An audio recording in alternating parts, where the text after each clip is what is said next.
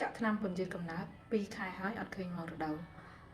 ចាអញ្ចឹងសម្រាប់ថ្នាំចាក់ពន្យាកំណើតគឺជាប្រភេទអរម៉ូនដែលធ្វើឲ្យស្ត្រីអត់មករដូវទេបងប្អូនហើយសួរថារដូវនោះទៅណា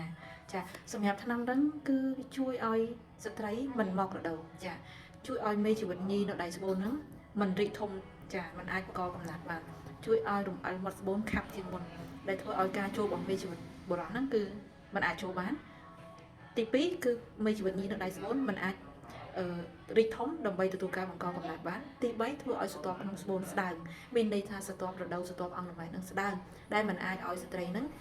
ជាជាឈាមរដូវបានឬក៏មិនអាចឲ្យមានស្រទាប់អង្គលំនឹងដុះក្រាស់ដែលបណ្ដាលឲ្យមានភាពងាយស្រួលដល់ការបង្កកំណើត3ដំណាក់កាលហ្នឹងហើយដែលធ្វើឲ្យស្ត្រីនឹងមិនមករដូវទេសម្រាប់ថ្នាំចាក់ចាសម្រាប់ដំណាក់កាលទី3គឺស្រទាប់អង្គលំស្ដើងហ្នឹងហើយដែលស្ត្រីមិនអាចបង្កកំណើតបាន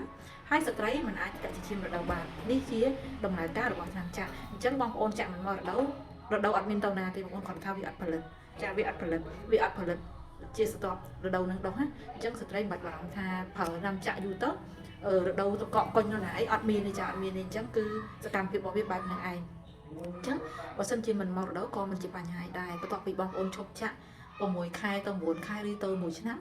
ឬក៏10ខែអីបងប្អូនអាចនឹងមករដូវវិញហើយហ្នឹងសម្រាប់ការដែលឲ្យវាមកដោយធម្មជាតិតែបើសិនជាបងប្អូនចង់ឲ្យមកលឿនបងប្អូនអាចបន្ទាប់ពីឈប់ចាក់ខែហ្នឹងបងប្អូនប្រើណាំលេបវិជាកំណត់ខែហ្នឹងតែម្ដងហ្នឹងរដូវបងប្អូនអាចនឹងមកវិញខែក្រោយឬក៏2ខែក្រោយមកវិញហើយហ្នឹងសម្រាប់អ្នកដែលចង់ឲ្យមករដូវវិញបន្ទាប់ពីឈប់ចាក់ថ្នាំវិជាកំណត់អញ្ចឹងបាច់បារម្ភឯក្នុងកំឡុងពេលចាក់